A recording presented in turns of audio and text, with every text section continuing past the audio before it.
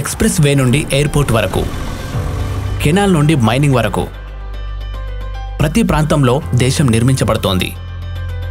ఈ అభివృద్ధి ఒక్క ఆలోచనతో ప్రారంభమవుతుంది. రండి, వారి ఆలోచన, వారి కర్తవ్యం దేశం కోసమని భావించే కొంతమందిని కలుద్దాం.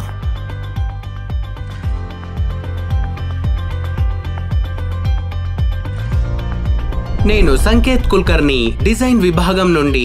నా పని యంత్రాలు రూపకల్పన చేయడం, కానీ నా కర్తవ్యం యంత్రాలను మరింత విశ్వసనీయంగా, మన్నికైనవిగా మరియు పర్యావరణానుకూలంగా తయారు చేయడం. ఈ విధంగా నేను మన దేశ ప్రగతి పథంలో భాగస్వామినయ్యాను. నా కర్తవ్యం దేశ అభివృద్ధికి తోడ్పడుతుంది. నేను మనీష్ పాండే, సప్లై చైన్ విభాగం నుండి. నా ఆలోచన చాలా స్పష్టంగా ఉంది. యంత్రాలు పనిచేస్తూ ఉంటేనే మనం వాటి ప్రయోజనాలు పొందుతూ ఉంటాము.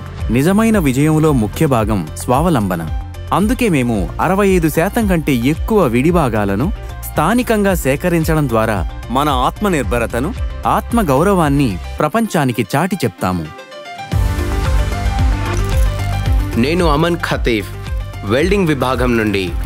నా పని వెల్డింగ్ చేయడం అంటే అతికించడం. అవి రెండు ఇనుప ముక్కలైనా లేక నేను అనుకుంటున్నట్టుగా నా స్వయం కృషి మరియు దేశ ప్రగతిని విడదీయలేని బంధంగా జోడించడం. నేను పూజా కాంబ్లీ, అసెంబ్లీ లైన్ నుండి. నా అభిప్రాయం ఏమిటంటే, నేను వేర్వేరు భాగాలను సేకరించి సమీకరిస్తూ ఉంటా అని చెప్పడం చాలా సులభం, కానీ నా ఆలోచన కొంచెం పెద్దది. నేను దేశం యొక్క ఆశలను సమీకరించాలని అనుకుంటున్నాను. మన దేశవాసుల ఆశయాల సమీకరణ ఈ దేశ దిశని, పురోగతిని నిర్వచిస్తుంది. నేను సంతోష్ ఉగ్రంకర్, హెచ్ఆర్ విభాగం నుండి. హెచ్ఆర్ అనగానే జనాలు నా పని శిక్షణకు లేదా జీతానికి సంబంధించింది అనుకుంటారు. నిజం ఏమిటంటే, ఫ్యాక్టరీలోనే ప్రతి సభ్యుని బాగోగులు, అవసరాలు చూడటం, వారికి, వారి కుటుంబానికి మద్దతు అవసరమైనప్పుడు సహాయపడటం నా కర్తవ్యం. అప్పుడు మాత్రమే వారు తమ ఉత్తమ పనితీరును సంతోషంగా ప్రదర్శిస్తూ వారి కృషితో దేశ ప్రగతికి తోడ్పడతారు. నేను మాలా విశ్వకర్మ, నాణ్యత విభాగం నుండి. నా అభిప్రాయం ఏమిటంటే, నాణ్యమైన పనితీరు నాణ్యమైన యంత్రాల నుండి వస్తుంది. అందువల్ల ప్రతి యంత్రం యొక్క నాణ్యతను తనిఖీ చేయడం నా ప్రధాన కర్తవ్యం.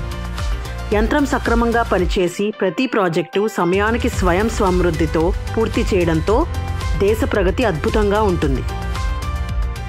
ఆలోచన ఎలా ఉంటే దేశం అలా ఉంటుంది. ఎప్పుడైతే ఆలోచన కర్తవ్యం అవుతుందో దేశం నిర్మించబడుతూ అభివృద్ధి చెందుతుంది.